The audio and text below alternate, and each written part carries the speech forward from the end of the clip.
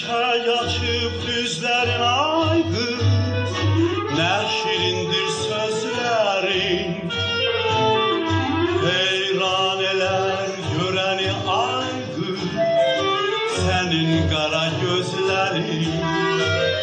Çiçek kimi güzelsen sen, baharın ətri gelir tellerinde. Çiçek kimi